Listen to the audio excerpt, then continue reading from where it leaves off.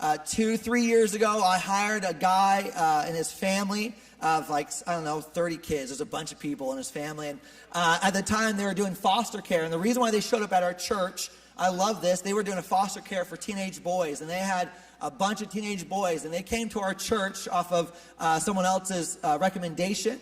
And when they showed up here, they told me later on, they said this is the only church that didn't look at us as different as we brought in all these teenage boys. You guys just loved us as if we've been here the whole time. And they started attending here, and then I decided, well, I need an outreach director. It was my second year of pastoring, and I was doing all the outreach. I needed some help, so I was like, man, I'll find an outreach director. And I talked to this man who was fostering all these young boys with his wife and his family.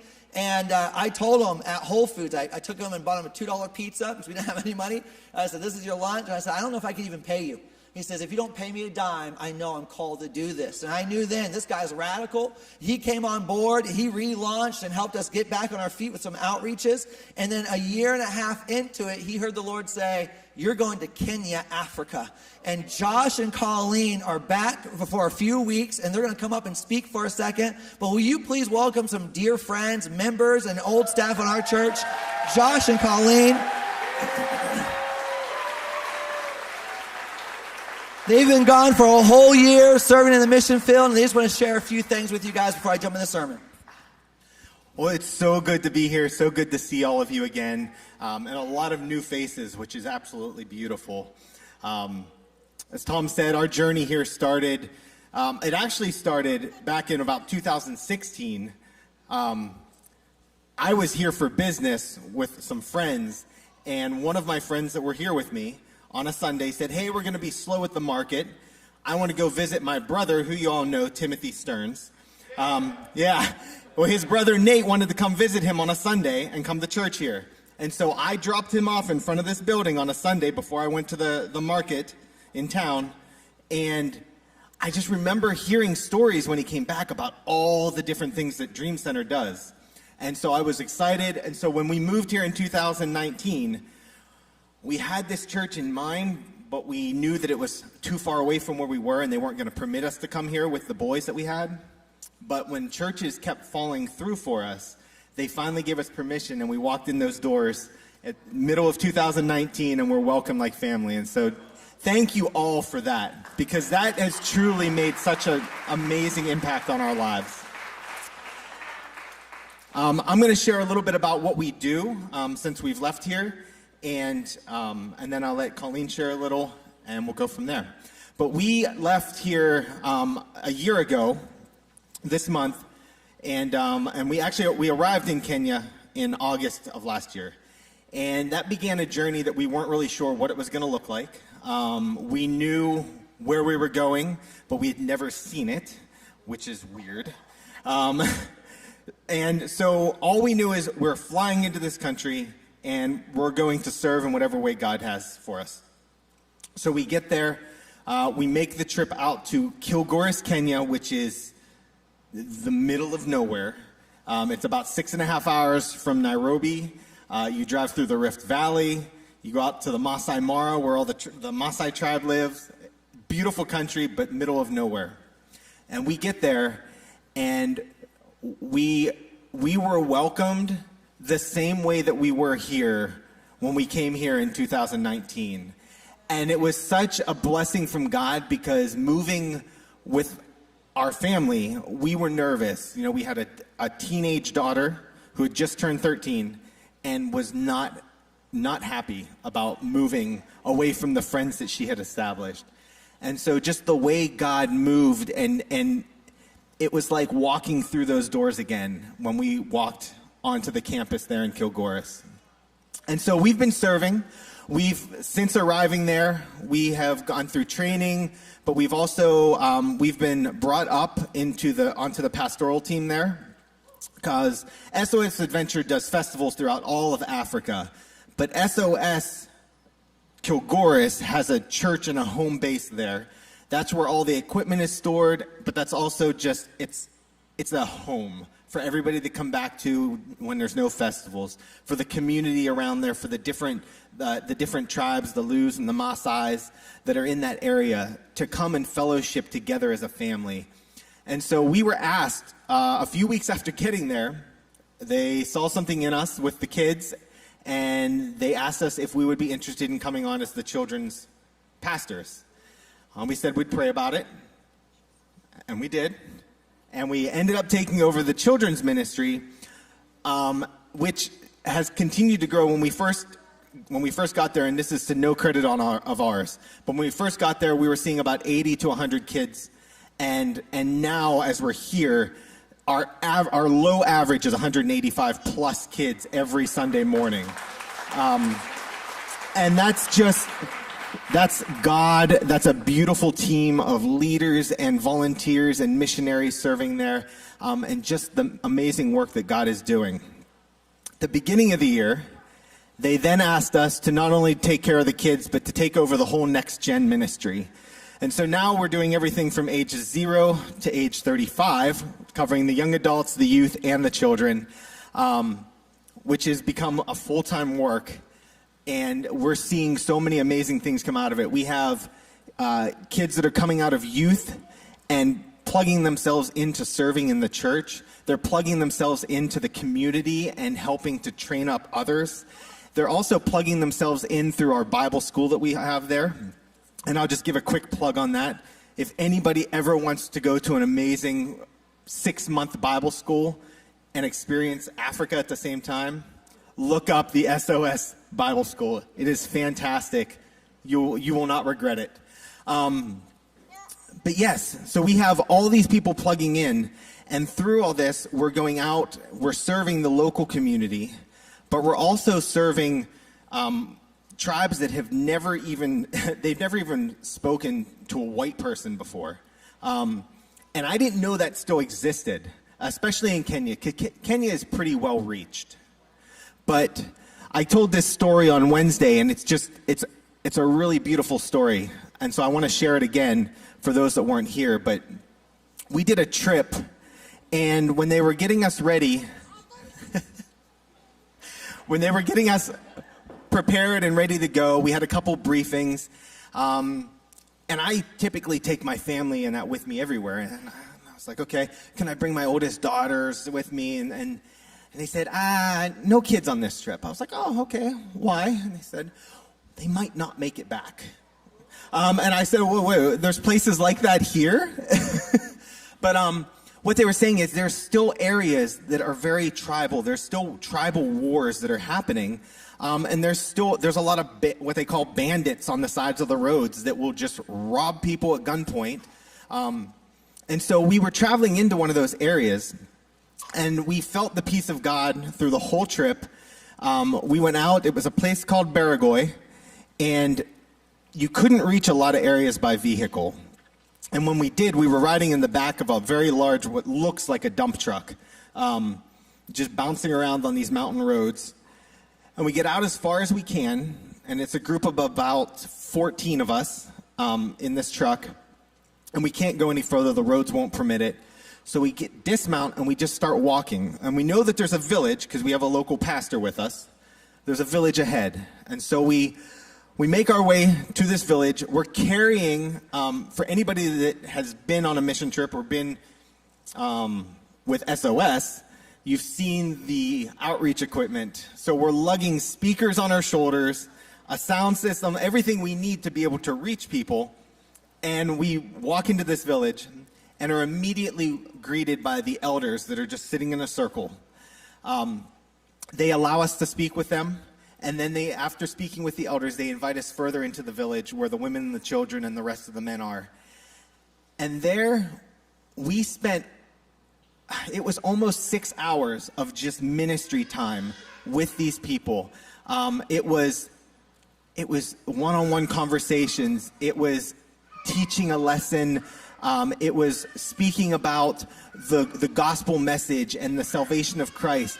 And it was so beautiful because our translator came to us and said, I want you to know that these people have never heard this message before. They've never heard the good news of the gospel. And it was beautiful, and it was heartbreaking because there are still places like that haven't been ministered to, that people haven't reached.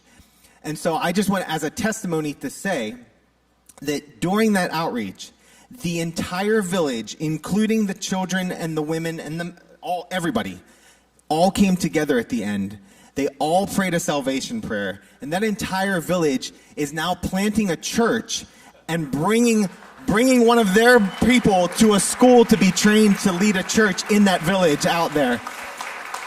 And so it's just amazing the work that God is able to do when people are willing to go. And so I never wanted to go to the mission field. And so to be there now is both, it's a miracle in itself that God got me there. But it's also such a blessing to me to be able to see what he can do when people are willing to step out. And so I just want to encourage you, if you ever feel that tugging in your heart, and it doesn't mean you have to go overseas. It doesn't mean you have to leave the city that you're in. But if you ever feel that tugging, that urge to want to do more, to minister, I encourage you to listen to what God has for you. Because when he spoke to us, I'll tell you the truth, I laughed. I laughed and I said, I am not telling my wife that we're leaving to go to Kenya. And I didn't for a couple months. But God had already done a work in her. And that's how you know, because God always confirms. He always paves the way when it's his will. And so I just want to encourage you. I'm going to let Colleen talk a little here before we finish. Yeah. Well, as Josh said, we just want to thank you so much for all your support. Even before we left, our children would go on outreaches with Josh and the whole team, and they were just always welcomed. And Finnegan would just be, praying over people, and now they're doing the same thing in Kenya. We have been welcomed there. Ava was preaching at a children's festival, just the gospel, and that is because of all the seeds that were planted here at the Dream Center. We're just so grateful for all of that. And really, people say, oh, you have 5 children, I could never do that. But really, we are no one special. And, of course, we're a Christian, you're supposed to be humble and say those things. No, it is so true. Whatever God is calling in your life, he will find a way to get you there. And if it takes us going to Kenya to inspire you to follow what the Lord has for you, then so be it. If nothing else comes from that, then so be it, that you are going to go and do what God has put on your heart. And quickly, I'll just speak a little on the children's ministry there. We do have between 150 to 200 kids coming every Sunday. We have a stage maybe a little bigger than this behind the church outside, that all the kids ages 0 to 13 are there. They're sitting, they're listening to the message. And so our hope is to build a nursery. We have children 5 and 6 years old that will come with their baby brothers and sisters on their back. They're carrying them, walking a mile or more to church, often without their parents. And they're there to be at church Sunday morning. And so we would love to start a nursery so that the babies can be cared for. The little ones can have their own time. We actually already have 3 classrooms that, as we speak, are currently being established, that we can divide the kids up a little bit by ages so we can minister to them even more. And so we're just so grateful for all your love and support and your prayers. And we're just so happy to be back visiting, and we'd love to tell you more after the service. So thank you. Awesome. Come on, give these guys a hand. Right after service. Yeah, right after service. Is that what you're going to say? So right after service, we're going to set up a table out in the foyer area, and we'll have some local things that we brought back for everybody to look at if they want. We'll also have a sign up for our newsletter, and then we can't do this without support from people like you. And so we're also back trying to kind of raise up support in order to be able to go back and to continue to serve. And so as you pray about it and you think about it, if you want to come talk to us more, we want to share more stories with you. We'll have pictures, and also just to sign you up for the newsletter so that we can stay connected with you. Because most importantly, we need people's prayers backing us up, because that's what keeps us going. So thank you all. Give Josh Collin a hand. What a crazy call. What great testimonies. All right, look at your neighbor. Look at him. Just look him right in the face. Say, I love you. Go ahead and say that. I love you. Yeah. Come on. You can do it, Maddie. I'm seeing it. Just tell him. It's all right. Trevor won't be mad. Hey, check this out, man. I know that at church, you're sitting down in a theater. Look at you guys. Look at your chairs. You're in purple. Have you ever thought about that? This is like the most movie theater chairs. We get purple chairs. We got lights. We got a screen behind me. And it feels like a theater, but you guys know this to be true. You could get a sermon online. You could get worship on your phone. Church is about gathering together. So I want you to look at that person again and say, I'm glad you're here today. Tell them that right now. Come on. This is why we're here today. Now, I like to make you talk, and there's a lot of you who hate that I do that, including my sister Maddie, who I just called out. I know you guys hate it, but I want you guys to know something. I don't want you to come and listen to a speaker. I want us to be together in fellowship, okay? So I'm going to make you look at the person. So you can look at him again and say, I'm so sorry. Just go ahead and tell him you apologize. Yeah, all right, it's not your fault. You're not trying to distract him. It's me. It's me. Look, does anyone in here want to get more from God? Did anyone in here want to get more from God? Man, me too. That's a lot of us. And we're on a series, How to Get Answers. We're coming to the end. This is our last week of it. And the first week, we talked about making God your teacher. And we talked about getting in the relationship with God where he's your teacher. How many guys went to school? Anyone in here? Anyone? Yeah, okay, good. Oof, that was not a lot of hands. That's all right. We'll go slow. We'll read slow for you. No, man, we went to school. A lot of us had teachers, but how many of you guys felt like some of those teachers you didn't learn nothing from? Did you guys ever feel that? Yeah.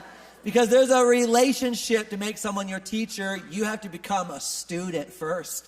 Teachers are not just a title. We talked about, man, are you allowing God to be your teacher? Will you become his student? Will you call more than Lord? Will you say, God, teach me your ways? And then last week, man, we talked about going again. If you want answers, you need to keep knocking on that door. And you need to keep asking and seeking. And how many of you guys did that again this week? Anyone in here go, man, I got to go again. Okay. 2 of us. Okay. 3 of us. All right. I'll preach better sermons. Okay. I'm sorry. No, man, and we talked about something, a crazy thing, resulting. Talking about how we judge the quality of our decision by the quality of our result and how we do that and how so many of us have knocked a lot and we never got an answer, so we changed our strategy.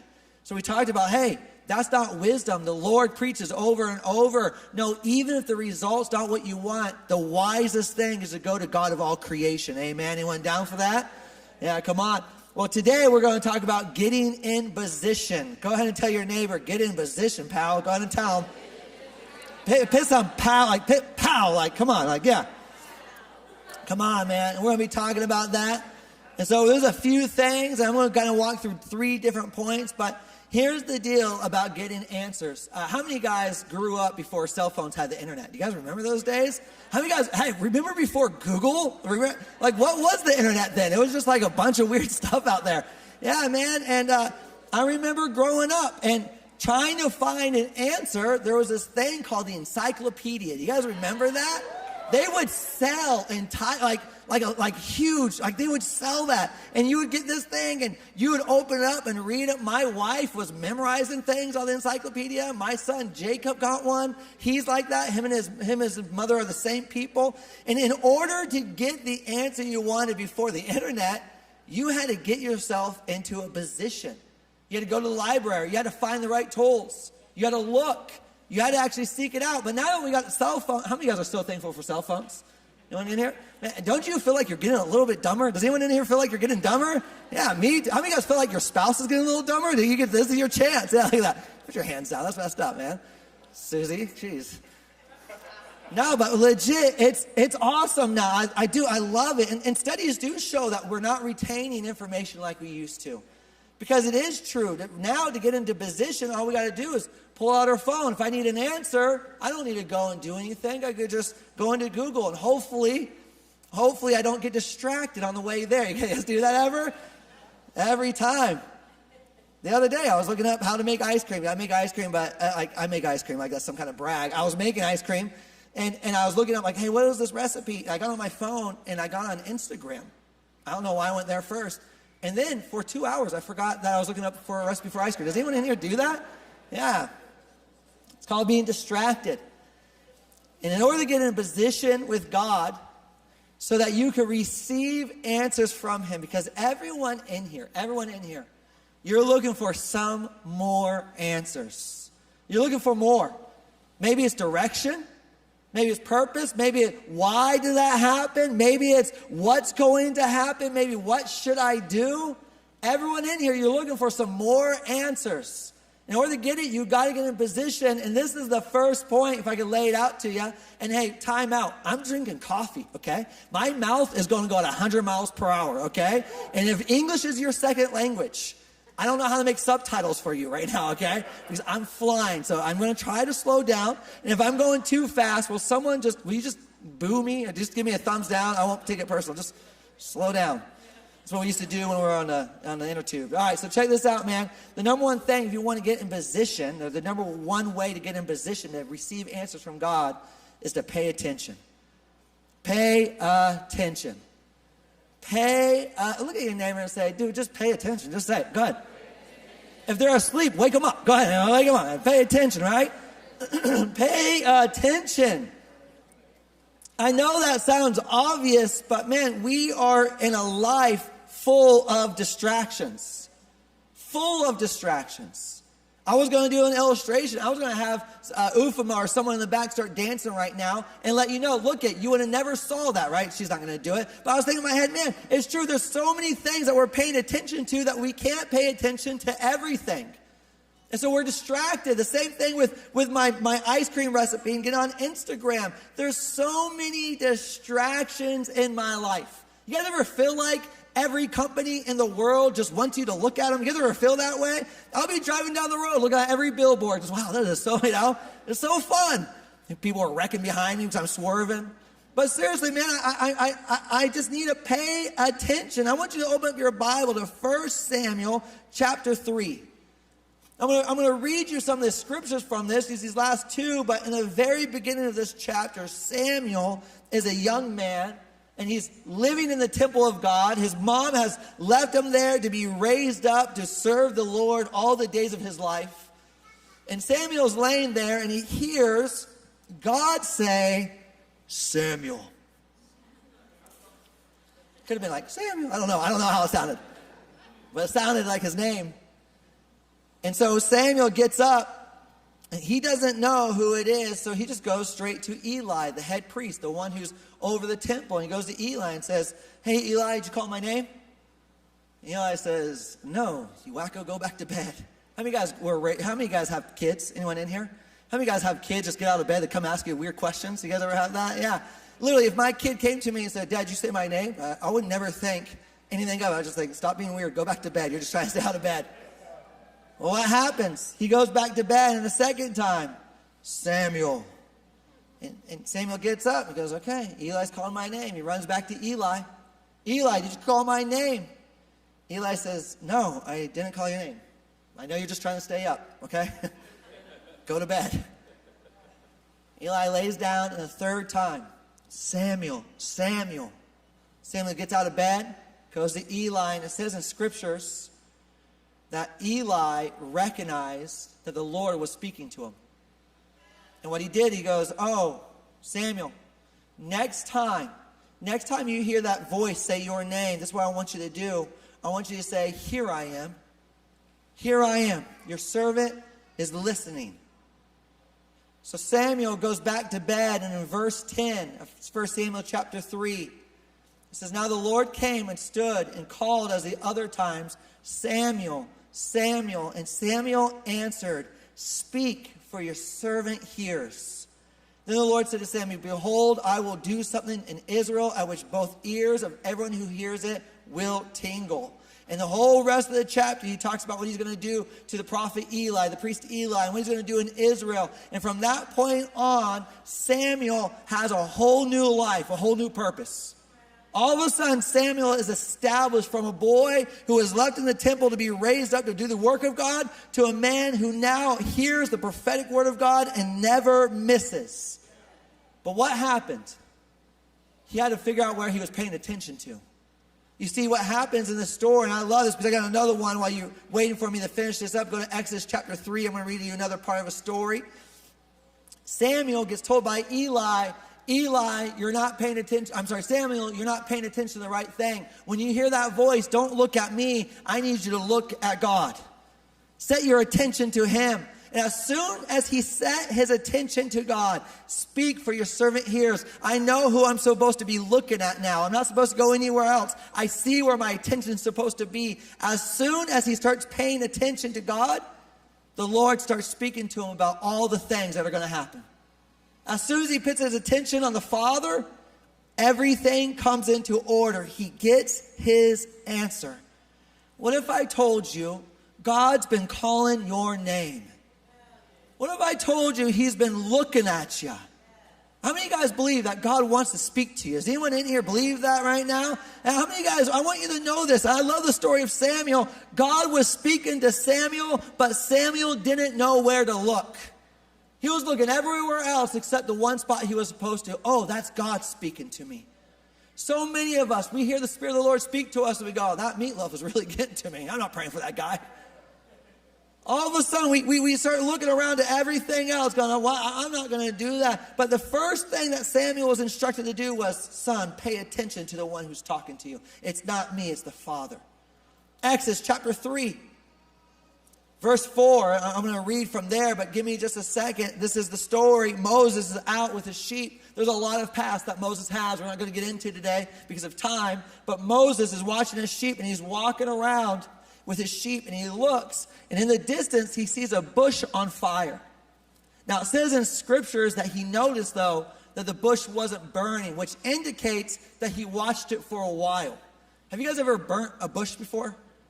Okay, man, at home, my neighbor, he was new, so I don't blame him, but he cleared out a bunch of woods, and it was like brush, and brush are like a bunch of little twigs, and they were sappy. And so if you've ever done burn pile before, brush burns crazy fast and hot. And dude, the pile, it looked as big as this stage, this pile, and it was up against a tree. Yeah, you know where I'm going with this thing. The dude lit it on fire. And then you know what he did the whole time out there? With a hose, he just sprayed the tree up and down like this until it burnt. But it burnt quickly. Within about 15 minutes, it was all brushed. That thing flew way high up in the air, and then it devoured it quickly. You could tell that it was actually burning. But Moses is looking at this bush, and it's not being devoured by the flame.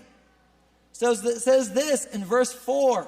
So when the Lord saw that, he turned aside and looked. In other words, when Moses paid attention to the bush, it says God called to him from the midst of the bush and said, Moses, Moses. And Moses said, here I am. Look to your neighbor and say, here I am. Respond to him and say, I know. Go ahead and tell him, like, yeah, that was a stupid thing to say. I know you're right here. Yeah. Then this is what the Lord says. Do not draw near this place. Take your sandals off your feet, for the place where you stand is holy ground. And moreover, he said, I am the God of your father, the God of Abraham, the God of Isaac, the God of Jacob. And Moses hid his face, and he was afraid to look upon God. You know what happens in the rest of the story? Moses, who was in sin beforehand and was running, Moses, who's been in hiding, gets called to a purpose, gets given direction, and gets given help.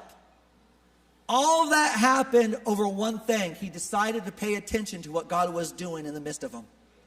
He said, let me see what's going on with this bush. This is a miracle going on. I got to pay attention to this thing. Do you want to know the very first step if you want to get in position to hear God's answers for your life? Is to pay attention to him. You know how hard that is, though? When in Instagram, I could get a dopamine rush like crack in 1 minute on Instagram Reels. You know how hard that is when everything around you is yelling your name, get me, look at me. I mean, every one of us, you know how hard it is to give God your attention? Where my mom's at? Did you guys see how great Colleen was up here, by the way? Colleen is the bomb, dude. Yeah, seriously, yeah. And her kid is great. But did you see how she handled that? She stepped off the stage. I was loving it, actually. I was hoping you wouldn't go down, Colleen, wherever you're at. I don't know where she went. She's probably spanking the kid. I'm just kidding. No, she's not doing that. I'm just kidding. She is not doing that. Delete that from the live stream. Yeah. Never said that. Side note, just so you guys know, for a long time I was afraid of doing live stream because I say some like out of pocket things. And, well, here we are. So whatever. Here we go. Moms, How am I supposed to pay attention to the Lord when I got kids in my home? How am I supposed to pay attention to the Lord when I feel this pressure at work? How am I supposed to give you my attention, God, when you're speaking? How am I supposed to decide when you're speaking so that I can pay attention to you? Because I got everything else on my life. I got people to feed. I got things to take care of. I'm pursuing my dreams. I got work. I need money. How many guys feel like money is always getting away from you? Anyone in here? Next week, be here. We're talking about financial freedom for 3 weeks. It's going to be a great series. But man, we're going around going, but God, I got too much pressure on me. How do I pay attention to you, God? Can I tell you how?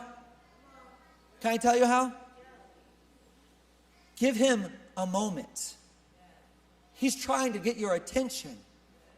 Wake up in the morning, and before you drink your coffee, before you pick up your phone, before you do anything else, get down and say, God, you got my attention. I'm not going to tell you what I need. What is it that you have for me? Give him your attention. Put your phone on lock. Man, some of y'all need to put your phone in a different room. Some of y'all need to put it in a different house. You need to get away from your phone. You need to say, man, I need to get away. I asked a bunch of guys not too long ago, I said, what's your screen time look like? Have you ever looked at your screen time? 6 hours? You think, well, yeah, it's a lot of messages, but it tells you what you're looking at. TikTok. You and I need to be people who say, I'm going to push past the distractions, because I'm going to tell you right now, if the enemy has one great tactic, it's to keep you from paying attention to what God wants to say to you. And saying, man, let me show you something prettier. Let me show you something big. Let me show you another opportunity. And I want to tell you right now, you want answers from God? Then start looking at them. Start saying, God, what are you doing in my life? I want to look at you. I want to be like Samuel, just waiting for your voice. And when you say it, number 2 thing you need to do is respond. Pay attention and then respond. Look to your neighbor and say, what's up? Go ahead and say, what's up? I want you to respond to that. Go ahead and respond to that. Go ahead. Tell him. Tell him what's up. Tell him what's up. You got like 10 seconds. Don't go long, all right? Give him a fake answer. Respond. You know why I love this next part? Because so many of us might hear God say something, but we ain't going to respond to him. Those first 2 stories, you know what I love about them? They say a key thing. Here I am. I'm right here. What's up? Here I am. Samuel says, man, go ahead, speak. Your servant's listening. Acts chapter 9. I'm not going to read this whole thing, but this guy named Ananias, he was a disciple in Damascus, and to him, the Lord said in a vision, Ananias. And Ananias responded, here I am, Lord. Here I am, Lord. Verse 22 says, so the Lord said to him, arise and go to the street called Straight. And he goes on to talk to him about how he's going to be the first ministry to Paul the Apostle. You know why I love this story? It's because as soon as he got a feeling that the Lord was speaking to him, he didn't push it off. He didn't go, that's not the Lord. He says, here I am, God. What's up? Here I am. There's another story we're going to read in a minute about Moses, or I'm sorry, about Abraham. His response to God as soon as he hears the Lord. How many of you guys have ever woke up in the middle of the night and just felt this urge to read the Bible? You guys ever had that before? How many of you guys thought, nah? You guys ever done that? Or maybe you feel this urge, you'll be at the grocery store and you'll see someone and you'll go, man, I really should buy that person's groceries. They don't look like they need it, but you just feel something inside of you. And you see them pull out of their, Gucci wallet, and you're like, they don't need my money, Or maybe you're just at home and it's just the time of day and all of a sudden you go, man, I should pray. And you feel the Holy Spirit speaking to you. Then you go, maybe I should do something. Sometimes it's not that deep. Sometimes it's you should go be with your kids, and you know that's not just your flesh speaking to you. Your flesh would never tell you to be selfless. And so you're sitting there and you feel this thing, and what do? You don't respond, you resist. That's not what I want to do right now. It's embarrassing to pray for this person. I don't want to pay for this guy's groceries. It's probably going to be offensive. Have you guys ever tried to give a rich person money? They hate it, It's true. I've tried to give you guys money before. Some of y'all, you're like, no, I'm fine, I'm good. Give it to someone who needs it. Like, you need it. Stop it. Humble yourself, Do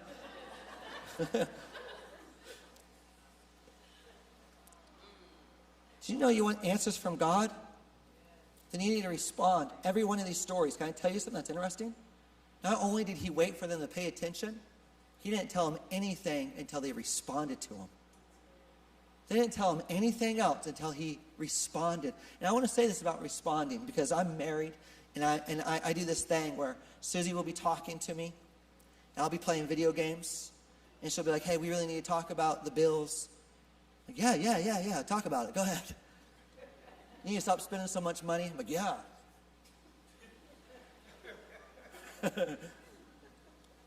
You know what I'm saying. And then 2 days later, she's like, why did you buy that? I'm going, I don't know. It looked good. I was hungry, you know. I love beef jerky. It's like $30 of beef jerky. Like, well, I wanted a lot of it, you know. And I responded with my words, but one, I wasn't paying attention, but two, I wasn't really present. More than that, I wasn't really surrendered to the conversation. You see, these response that you see in Acts chapter 9 with Ananias and what you see in Exodus chapter 3 and 1 Samuel and Genesis and Isaiah and all these other people, the response was always, here I am. Which is, by the way, the response of a servant to a master. And the response was, here I am. And what they're saying is, I know that you're the master, so I'm going to respond to you not with what do you want. I'm not going to respond to you with what's up, daddy. And they're going to say, here I am. Here I am to your disposal. I'm surrendered to whatever you want to say to me. You know how many of us in this room have non-negotiables with God? Have you ever thought about this? The lines that you're not going to let God tell you to cross? Kind of the place where you're saying, hey, this is a non-negotiable, God. I'll do anything, but don't ask me this. And some of y'all think they're bigger things, but the reality of it is they're small things like, hey, I want you to fast. I don't know if I could fast. I'm on a diet. All meat diet. You guys know what I'm talking about? Carnivore diet? What's up, dogs? Where's my dog Sims at? He's my inspiration. These non-negotiables with God. So when he calls us to something like you're sitting in your room and you hear him tell you about the situation that you don't want to forgive. And he says, hey, my son, my daughter. And you know what he's about to talk about. You don't give him a response, here I am, whatever you want. You give him the response, no way. Let me tell you why I'm not going to do that, God. Some of us got non-negotiables with our social status. This is how shallow all of us are. When God says, hey, you're going to pray for this person. We got a non-negotiable. Nope.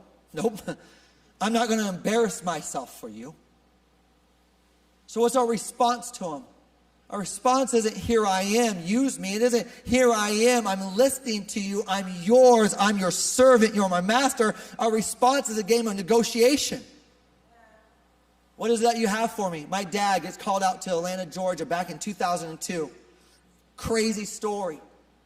And he's fighting God.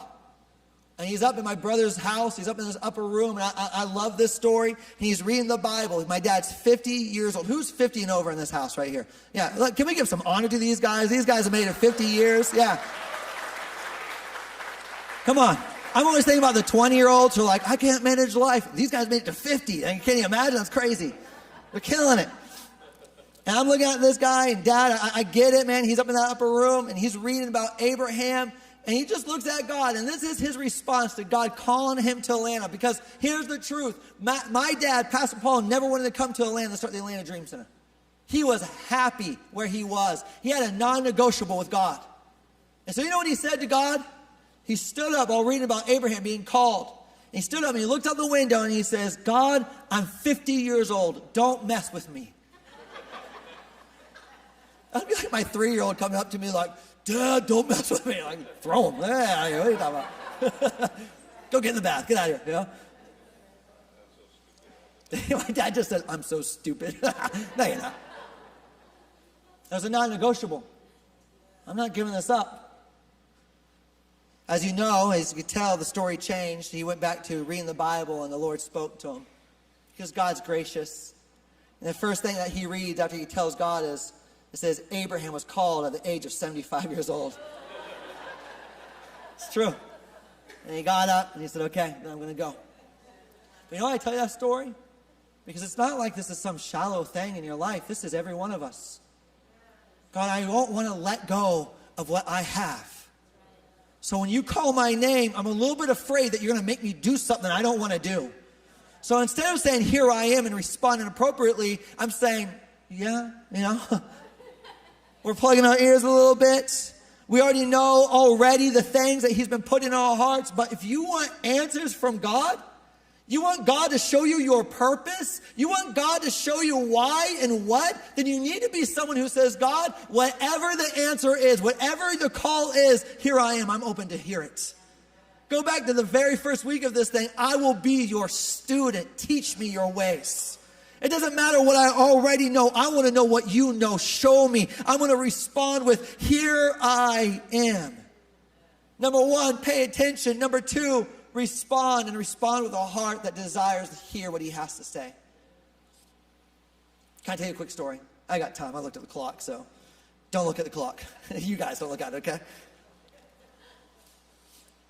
You know this story, but I just want to say it again because I think it's so funny. I'm in a little you guys ever been in a little 5 Point? Yeah, demon house, right? It's like crazy. Like back in the day, there's this big sign that says Satan rolls. Like, okay, yeah, whatever. So I'm walking down and I'm like, I'm going to pray. And we're going to get some earrings. I'm praying, and I hear the Lord tell me to pray for a guy who has a walker. Have you guys ever prayed for someone to be healed, and then they didn't get healed? And all of a sudden you feel this responsibility, like, oh, my bad, And I look at this guy thinking, this is kind of messed up. I'm thinking, this guy's got a few more years. I'm not praying for that because if it doesn't work, I'm embarrassed. He's going to be fine. That's what I tell the Lord. I say, no, I'm not doing it. Now I walk away. And it's so crazy about that story is that I was asking God to show me what he wanted me to do. And as soon as he told me, my response was, nope. I think there's so many of us in this room who do that. We're going, God, I want an answer. When he gives us an answer, you say, I don't like that answer. Give me a new one. I don't like that answer. Give me a new one. So your response is never out of servanthood. Your response is out of negotiation. You got to become someone who wants to say, no, I'm here to serve you, Father. What's the answer? It doesn't matter what I think. It doesn't matter how I feel. If you say it, then I'm yours. The last thing, though, if you want to have answers from God and you want to get in position, you first got to pay attention. Number two, you got to respond like a servant. But number three, you got to follow through. This one's the tough one. Because it's easy to have someone to tell you to do something. You know what I'm saying? Have you guys ever, where are my introverts at? I know you guys, this is so true. Where are my introverts at? There's no one? Yeah, you're really introverted. That's awesome. Good for you guys. The real introverts in the house. Like, no, I know you're about to do. Don't even. That was incredible. Okay, so there's this thing. There's a whole, business to it. It's actually hilarious. Eli was telling me, our guy Eli in the back, he was telling me about this thing where you could call a company and set something on the calendar, and then they will cancel it the day of because they know the feeling of canceled plans. How many of you guys love canceled plans in this house? Anyone in here? Yeah, isn't that crazy? Yeah, right? Me too. I love canceled plans. And so there's something that's really true about the follow-through. It is so easy, especially for me, to make commitments. It is so easy for me to say, hey, I will do X and Y. You want me to help you move? Ask me today. It could be a year from now. It could be 2 days from now. I'm probably going to say, oh, yeah, definitely. I'll be there. Anyone else do this? And then the day of, you're going, gosh, darn it, why did I say that, Right? I hate that junk. Following through is key. So many of us are going, God, whatever you want, whatever you desire, kind of like that story, whatever you want, whatever you desire, I'm here. And we're quick to say yes, but we're no good at following through. And the Lord says this in scriptures. He says, man, what's just better? For someone to say yes and not do it, or for someone to say no, but then to follow through with it. And they say, oh, definitely the latter, the one who goes through with it. And so many of us are yes in our posture, but our backs are turned to the Lord saying, I can't actually do what you're asking me to do. Yes, Lord, I'll pour out all my praise, but not right now. Yes, Father, I trust you with my riches, but I'm not going to trust you right now. God, I'm going to give you my life. I'm going to give you my children, but I got to have a little bit of control in it too. And so this last one is Genesis chapter 22. I'm going to read you these 11 verses. And this is where I'm going to land. This is where I'm going to end the whole sermon, okay? About following through, because this right here, this story is sick. This story, if you're telling me God was telling me to do this, I'd probably tell you, yeah, don't do it. I'd probably tell you, yeah, that's the meatloaf talking. Yeah, you're paying attention, but you should stop. Chapter 22, verse 1 says, now it came to pass after these things that God tested Abraham and said to him, Abraham. Check out his response. And Abraham said, here I am.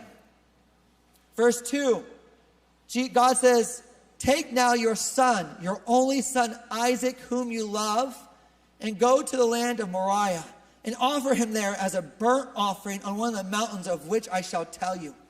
So Abraham, in response to what God just told him to do, to sacrifice his son through fire, rose early in the morning and saddled his donkey and took 2 of his young men with him and Isaac his son, and he split the wood of the burnt offering and arose and went to the place of which God had told him. Then on the 3rd day, Abraham lifted his eyes and saw the place afar off. And Abraham said to his young men, stay here with the donkey. The lad and I will go yonder and worship. I love that says yonder. Some King James was a southerner. I will go yonder and worship, and we will come back to you. So Abraham took the wood and the burnt offering and laid it on Isaac his son. And he took the fire in his hand and a knife, and the 2 of them went together. But Isaac wasn't so dumb. And he spoke to Abraham, his father, and said, hey, my father. And he says, here I am, my son. Then Isaac said, look, the fire and the wood, but where is the lamb for the burnt offering? I have a question, Dad, and I don't have an answer. I see the wood and I see the fire, but where's the offering? Because you and I are the only 2 living things right now. And I know what the Lord wants in a sacrifice. He wants life upon the altar. He doesn't want your dead things. He doesn't want your wasted things. He wants the life on the altar. And we're the only 2 living things. So I don't see the lamb. Where's my answer? And Abraham says, my son, God will provide for himself the lamb for a burnt offering. In other words, God's going to do it. That's his responsibility. But my responsibility is to pay attention, to respond, and follow through with whatever he's told me to do. Verse 9, it says, and then they came to the place in which God had told him. And Abraham, following through with what God had told him to do, Abraham took Isaac and laid him on the altar, stretched out his hand and took the knife to slay his son. But the angel of the Lord called to him from heaven and said, Abraham, Abraham, check this out. So Abraham says, here I am. Verse 12, and he said, do not lay your hand on the lad or do anything to him, for now I know that you fear God, since you have not withheld your son, your only son, from me. And you know what happened in that moment? The answer that Isaac was looking for, the answer that Abraham said, man, it's going to come, son, let's just do our part. The answer didn't show up until Abraham followed through and said, you know what, whatever you call me to do, God, I'm going to do it, because there will be my answer for my question. You see, in the end of this story, Abraham gets called faithful. He gets called someone who passed the test. And you can look at it. You can see the whole story. He hears God and he pays attention to him. His response is, here I am. I'm right here. I'm yours. What do you desire of me? I want you to do something crazy. I want you to lay down your son. I want you to burn him on the altar. Yeah, I don't know why, but I'm going to do it. I don't know why you want me to do it, but I'm going to do it. He gathers his son. He walks up the mountain, and on his way, questions are coming up. Well, how? Well, how's this going to work? What's going to happen? You know how many people I know start following the Lord, and they get the first part, they start paying attention. They get to the second part, and they go, okay, I'm going to respond. Here I am, whatever you want. And then all of a sudden, their journey, they're walking through life, and they're going, I don't see how this is going to work. What do you mean stay in this marriage? This is a mess. What do you mean give up my life and move to Africa? How's that supposed to work, God? And God just says, no, follow through. The answer's on the other side. But God, I don't know. What do you mean forgive them? They're going to get away with it. I want to see justice. He says, no. I don't think you understand. I'm the one who has vengeance for my children. I'm the God of justice. I want you to follow through with what I've called you to do. I want to show you my answer on the other side.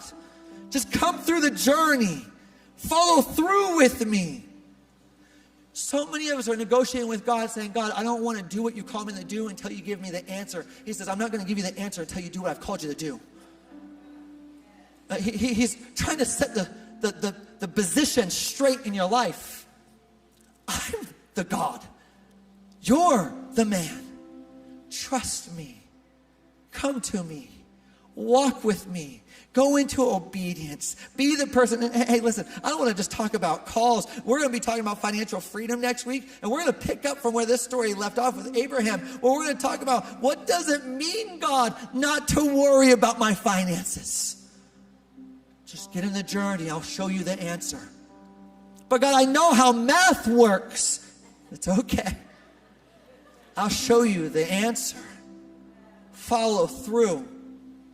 God, I've prayed for healing over and over. Why do you keep telling me to pray for healing? I've seen people not get healed, God. I don't get it. Doesn't matter. Follow through. Follow through. Just go all the way through with the whole story. I want to show you on top of the mountain. There's your answer. God, I don't want to give up this relationship. Oh, my son, my daughter, I've called you out of it. Come on. But God, this is too much. I'm more than enough. Follow through. Just get to the top of the mountain. But Dad, I don't see a lamb and we're the only two living things. It's okay, son. He will provide an answer. Just follow through. You want answers? God, why is this happening? Come to the top of the mountain. Just follow me. I'll show you.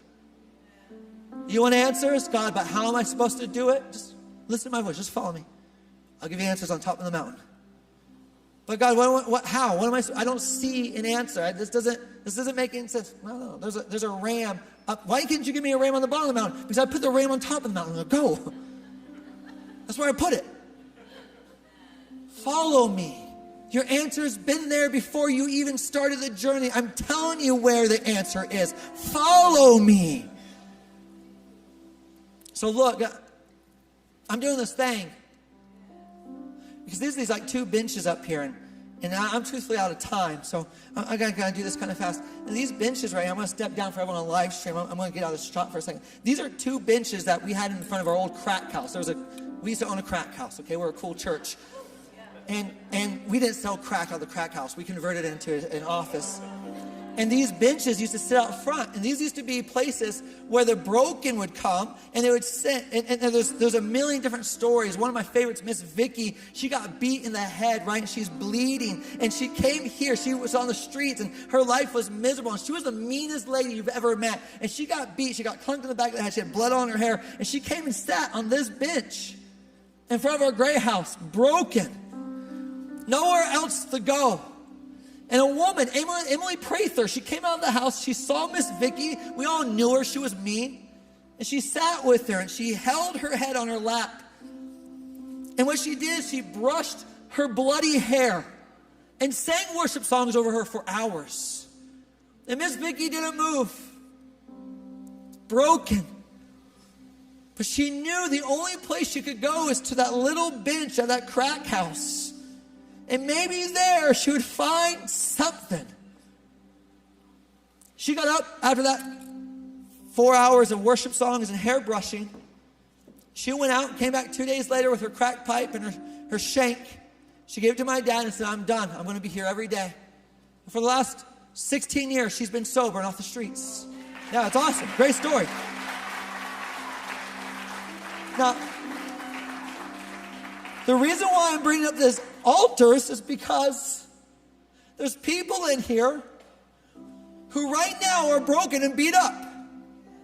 And going, I've been looking for God's answers, but I don't want to give him my response of here I am because I'm afraid that he's going to call me to do something I don't want to do.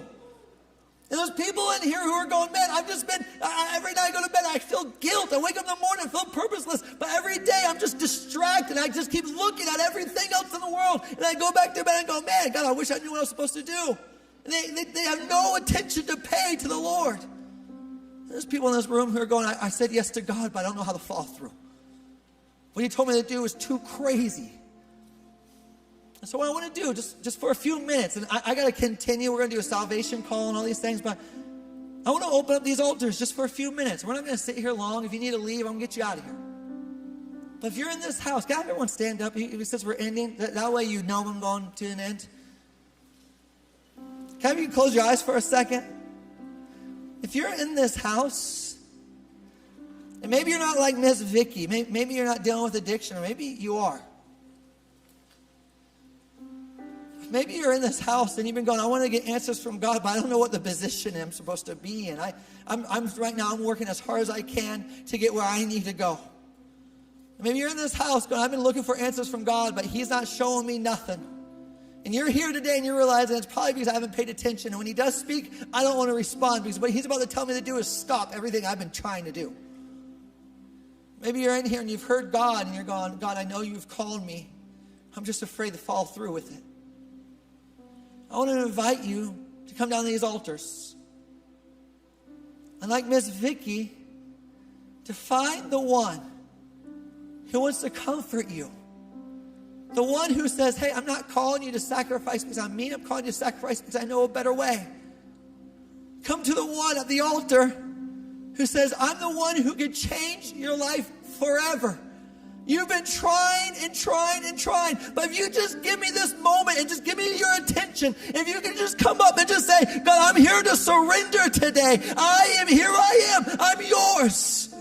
And then you can say out at the altar, okay, God, I have the courage today. I'm going to follow through with whatever you have. I want you right now, if you got the courage, to come to the altar. I'm not going to lay a hand on you. I'm not going to make you stay up here, but I want the altar to open up for you to say, God, this is it. I'm paying attention. This is my time before you. I'm yours. I'm yours. Speak to me. I'm going to respond. Here I am. Here I am, Lord. Speak. Your servant is listening. Maybe you're in this house and you're going, I need some answers. I just don't know what to do. I'm going to invite you to come to the altar. That's all Vicky knew to do. I just got to get to that old bench. If I could get to that old bench, then I could find some comfort. I could find some help today. If I could get to that old bench that sat in front of that old house, then I could find the answer that God has for me. Come on, let it be the altar today. Jesus.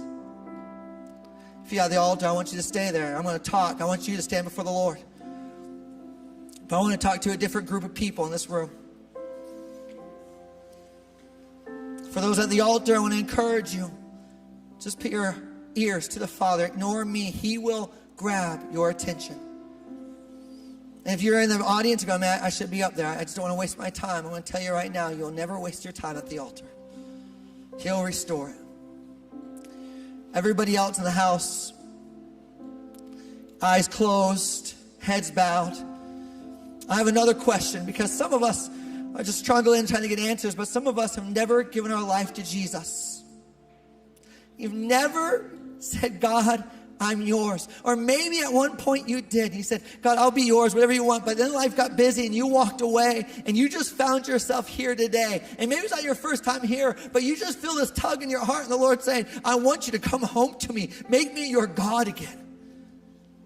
And this might be the first time you've ever responded to this prayer saying, God, I want to give God my life. I want to become a Christian. I want to get saved today. Or maybe this is your 100th time of saying, I want to give my life to Jesus. If you're in this house today and you've never given your life to the Lord, you do me a favor. No one's going to look at you. I'm not going to bring you on the stage. Will you do me a favor? Will you put your hand up real high? Come on. Come on. You keep that hand up. Come on. Come on. Any more? Come on. That's 2. Come on. Anybody else? Come on. Come on. Keep that hand up. Come on. No one's going to look at you. No one's going to look at you. I want to speak to you. You keep your eyes closed. You know your hands up. You can put your hand down even. I want to speak to you for a second. God has been waiting for this day and you to return home. There's a story. It talks about the father waiting for his children who walked away. It says he was standing outside waiting for them to return. And today, you too, and anyone who's online, and anyone else who said, I can't raise my hand, but I want to make the commitment. Today, there's a rejoicing. The Father's going, is that my son up there? Is that the one returning home? So what we're going to do, we're going to do this prayer. It's a simple prayer. And we're all going to say it, except for the people at the altar, but everyone else, we're going to say it together. And the prayer is going to be this: God, I believe in you and I need you. I believe you died on the cross and rose again, and I give you my life. That prayer could be the transformation you've been waiting for. Or it could be nothing. It just depends on you. So today I want to encourage you. Don't let this just be a prayer that you say. Let it come from the depths of your heart. Church, can we all say this together for the two brothers in the house and everyone online who may have given their life to the Lord? Can you repeat after me? Dear Father, I need you. Today, I ask to forgive me for all my sins and to make me new. I believe you are the Son of God. I believe you died on the cross and rose again.